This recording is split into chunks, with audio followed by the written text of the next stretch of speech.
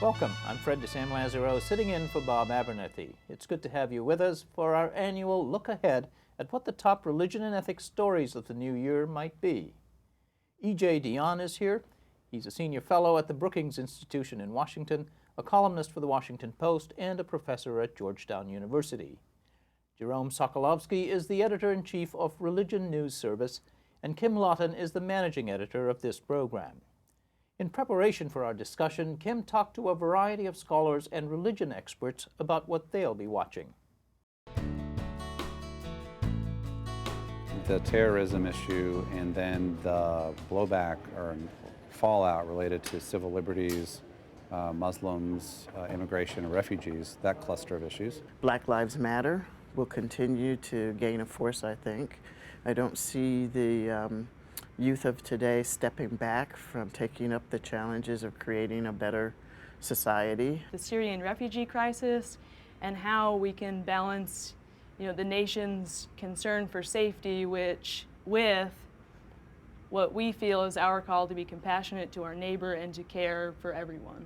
I'm interested in how the marriage debate, what is the nature of marriage, I'll be interested in how that unfolds in the various American denominations. I'm anxious, worried, concerned about Israel and Palestine, and feel increasingly that solutions seem farther and farther away rather than closer. What's going to happen to persecuted religious minorities around the world? That's at the top of my list. Will the world community be able to protect, for instance, ancient Christian communities in the Middle East? For me, the single biggest question is, are religious communities and their traditions going to be mobilized for good or for evil?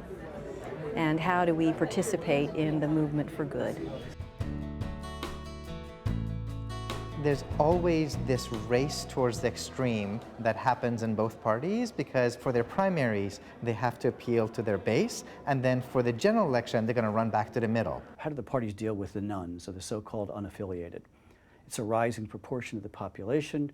Does this mean a significant shift toward Democrats?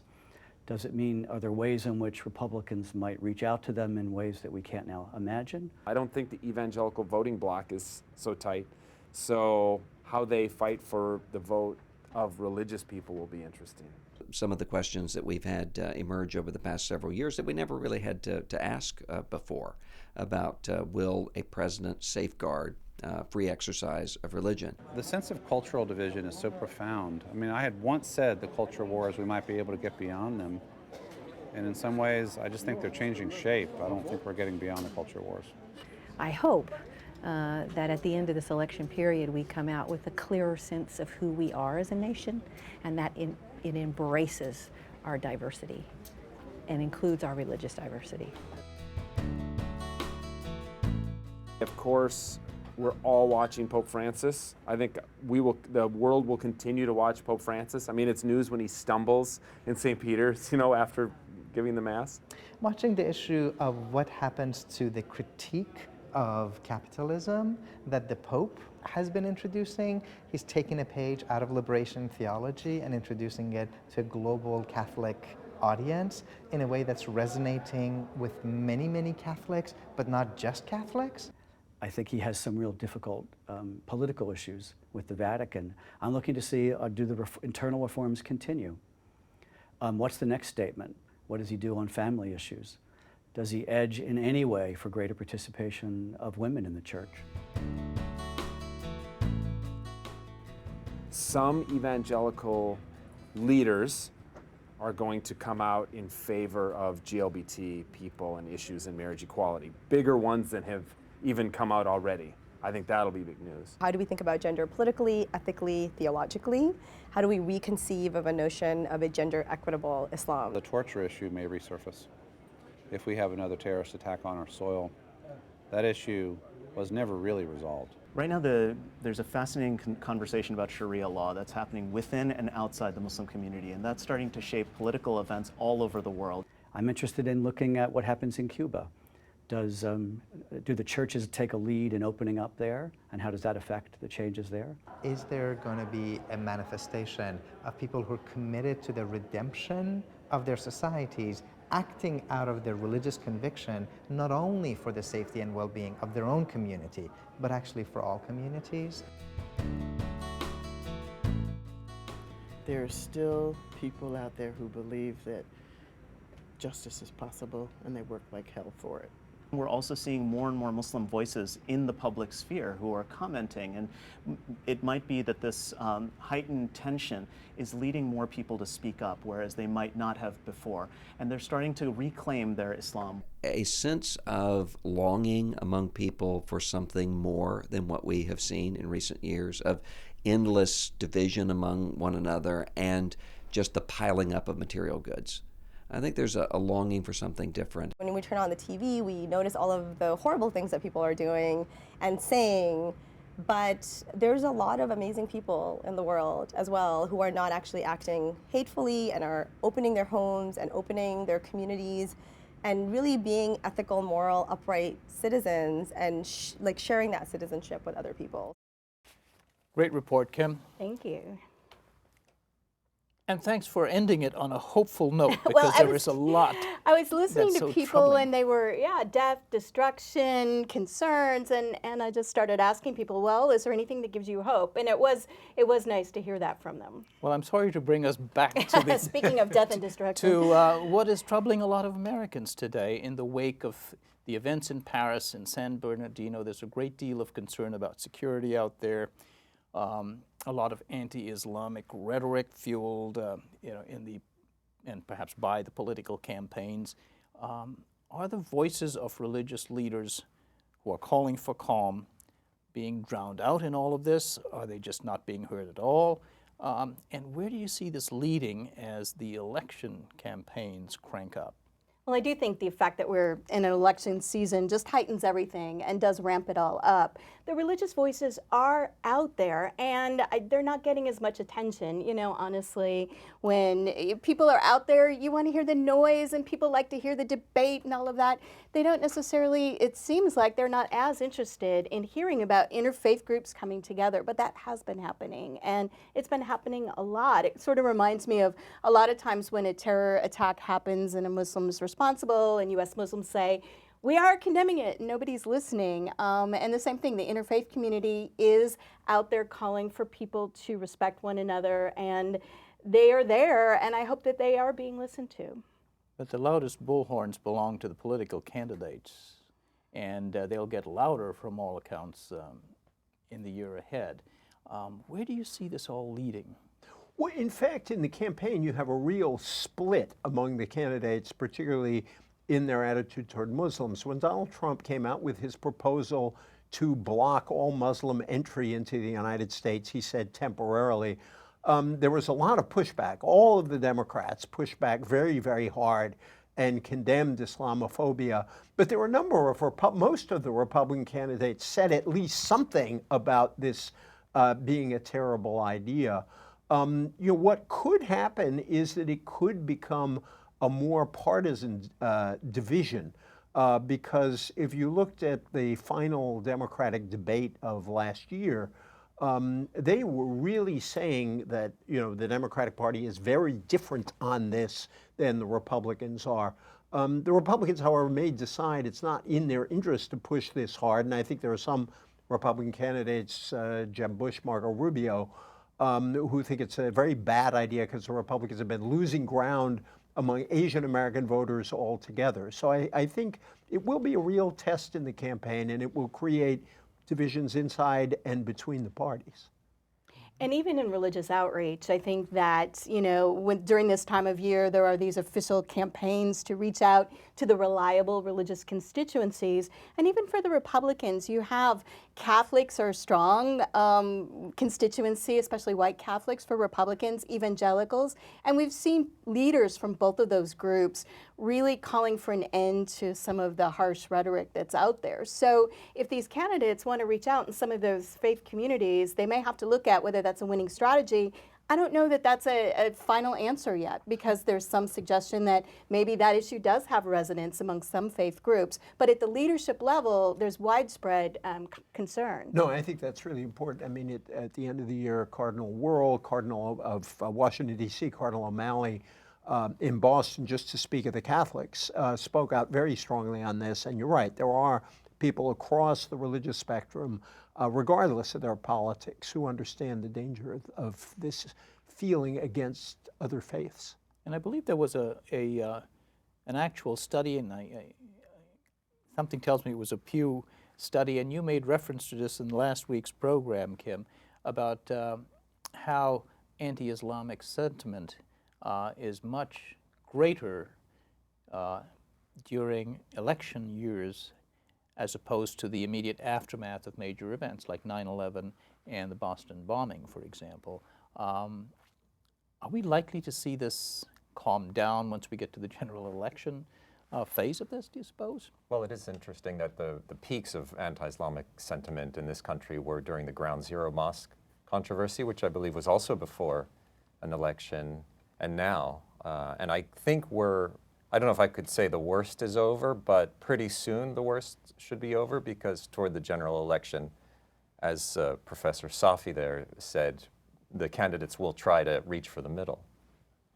It's interesting that when you have these times, and it seems like there is a lot of tension, but at the same time, we're talking about these issues. We're talking about tolerance. We're talking about religious diversity. Those aren't issues that always make it in a campaign season. So there is a flip side to the negativity, is there are issues that we are talking about. What does it mean in the United States to be a nation of diverse people, of immigrants? And, you know, immigration at the end of last year really was looking at, should we allow in Iraqi and Syrian refugees because of security? But there are a whole lot of other immigration questions that I think will be coming up in this election season as well. I'm glad you walked into what gives you hope sentiment in your video there. Right, yeah. But on the immigration issue, it's also noteworthy from a different study that this year there were more people crossing southerly along the Mexican border than going north for the first time, yet immigration is a major issue. And I'm just wondering how that plays out in the religion landscape, where so many churches are actively courting for membership Hispanic populations. Right, but I think there may be some disconnect between the leadership of the churches and the members of those churches. You know, particularly on the Christian side, both the Catholics and the evangelicals have a vital interest in protecting Latinos, because they're appealing to Latinos Mormons for membership, and Mormons as well. And they're already in the congregations. Right. And so I think the leaders of these churches are speaking out very strongly, but there's polling that suggests that in the rank and file, in the more conservative traditions, there is a great deal of opposition to immigration, and particularly illegal immigration. And so I've been wondering for a long time, is there ever a coming together between elite opinion in the churches and opinion on the ground? It should be said that there are an awful lot of Americans of all views who really want this settled. So it's not as if the entire country wants to shut the borders down. That's not true at all. But Congress's inability to act on this issue, I also think, has heightened frustration. It's a paradox that people who are critical of the immigration reform bills say they would be a bad idea, and yet their failure to pass only feeds the sentiment against Washington and on this question. And the issue is going to come up when we have Pope Francis visiting this hemisphere again. He'll be in February in Mexico, and many people expect he'll be at the border, and it will be an interesting issue. And, you know, who knows? Is immigration the climate change issue for the Pope of 2016? We'll see. He's been very outspoken all the way through, including about Europe, not just about us. Right. Speaking of a broader tent in church congregations, do you see more acceptance from different denominations of GLBT people? I think you're seeing a shift on that issue goes back 10 to 20 years. It's one of the most rapid shifts in public opinion we've ever seen in the United States. And again, just as the churches, the Christian churches, have an interest in appealing to Latinos, so do the churches have an interest in bringing young people back into the fold. When you look at the people who say they have no religious affiliation, those numbers are exceptionally high in the millennial generation. They're going over 30% now.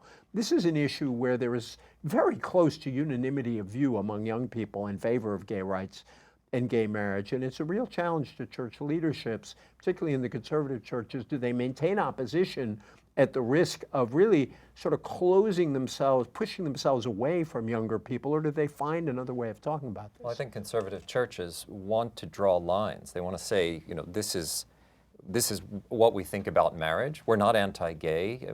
We just think that marriage should be between a man and a woman.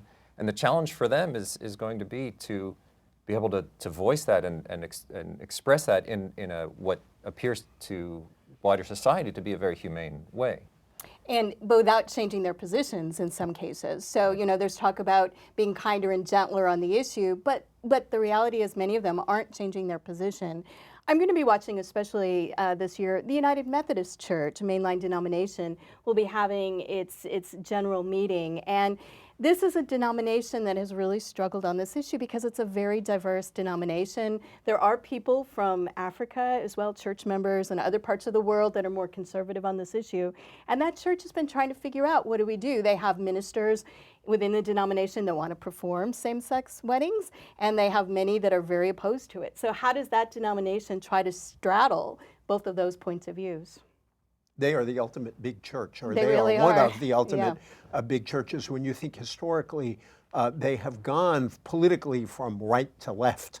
And just think in recent years, Hillary Clinton is a Methodist, and George W. Bush was, if you will, a Methodist by marriage. He used to go to a Methodist church. They both speak for real traditions inside that church, and theoretically, they're all part of the same church. But the growing congregations are the most conservative, are they not, globally speaking? That's correct. In Africa, and in Latin America, and Asia, and there's also immigration to this country from those countries who are helping the ranks of, let's say, Pentecostals or conservative evangelicals. In America, we sometimes forget that we're a minority on this view worldwide, and some of these churches, like the United Methodists, have congregations overseas too. It's a real challenge to the more liberal traditions, or to more liberal people inside big churches, Methodists, Catholics, and others. Episcopalian, Anglican. Because I think one of the things sociologically that's happened is that people who 20 years ago might have belonged to those churches have shifted closer to agnosticism, or in some cases atheism, or for whatever reason have pulled away from religion. I think those churches are going to be looking a lot at that category the pollsters have talked about, spiritual but not religious. We could sit here all day and try to figure out what exactly that means, but that is a very large group within this, within the millennial generation, and they're going to have to start thinking about how to grow again. The U.S. Supreme Court is expected to issue a big ruling on a contraception case.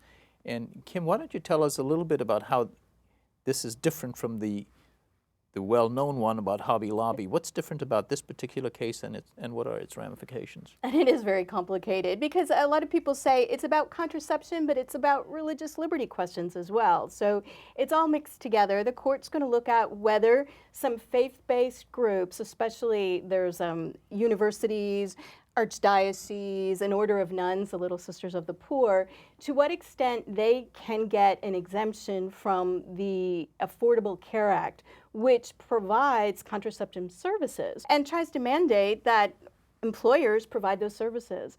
And so these groups, for religious reasons, think that contraception is wrong. Some of them believe certain methods are abortion, in fact, and so they don't want to provide it. They don't want to even sign a form saying they don't want to provide it. And the government has tried to figure out an accommodation, but these groups say it violates our religious liberty.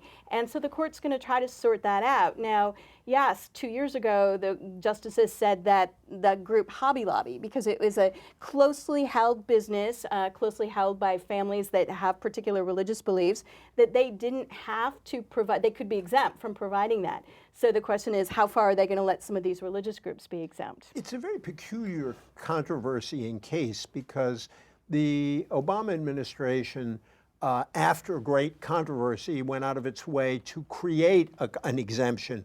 And what's at issue are some people who say even signing the paper saying we don't want to provide this is in some way authorizing the government to provide it, so we don't even want to sign the paper. And that's a bit peculiar. I'm very curious how the court is going to deal with that. Are they going to agree that even signing this paper is somehow complicity in providing contraception? And the case has really become this symbol for, you know, the heavy-handed, the government reaching in and telling us how we exercise our religious beliefs. And that's an issue whether you're talking about same-sex marriage and where the limits are there, as well as this issue, that for many people of faith this issue has become very potent. You know, is the government in some way restricting my ability to exercise my religion? And that's how it's framed.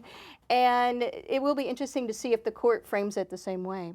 Israel-Palestine. This is, you know, the perennial issue that that one talks about at the start of the year. It's been relatively overshadowed by events in Syria in recent months. Anything you would look for on that frontier, Jerome? Well, I think it's overshadowed by those conflicts, but everybody's watching those conflicts. And as ISIS kind of creeps down through central Syria towards Israel, I know there's a lot of fear among Israelis of something like that coming into their country. So prospects for the peace process are not great as long as all of this is going on. And I don't know how many years has it been, has it not worked? Who's going to say it would work this year? And we really have seen the ramping up of the religious dimensions of the conflict, where the Temple Mount to Muslims, the noble sanctuary there in Jerusalem, the holy sites, last year really became flashpoints. And so that drew lots of religious people into advocacy as well, and concerns about those holy sites make such a difference in the peace process. And we've been saying for some years, a lot of people have been saying that time is running out on the two-state solution, which has been kind of the hope of people who wanted to reach some kind of settlement. And I think the time really is running out. At some point, that prediction is going to turn true. And then it becomes very hard to see, at least from my point of view, how you sort this out. And yet there is no sign there's no reason, sadly, to be optimistic that we will make any progress in that direction. And I want to wrap on this whole issue, coming back to where we started practically. I was struck by recent reports about how houses of worship in the United States, churches, synagogues, and especially mosques, are beefing up their security preparedness in anticipation of terroristic incidents. And I'm just wondering how you see the landscape, the religion landscape, being altered going forward now. Is this something that's here to stay now, where you have security in the back of church gatherings? I mean, this is something that I lived in Europe for almost 20 years, and you would see it at synagogues throughout Europe since the 70s.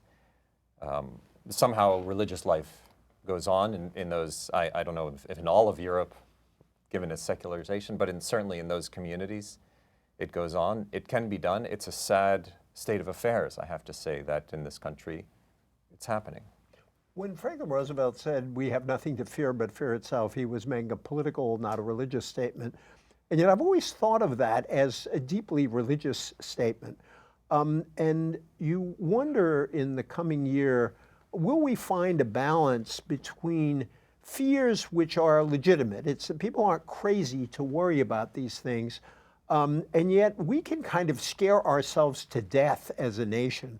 And if we don't, and Europe lived for a long time with the terrorist threat back in the 70s and 80s, I think we have to find a way to protect ourselves, yes, but not to live in constant fear, because I think the fear creates problems all its own. I'm afraid that's all the time we have for this program. Thanks so much for coming down, E.J. Dionne, Jerome Sokolovsky, and for being here, Kim Lawton.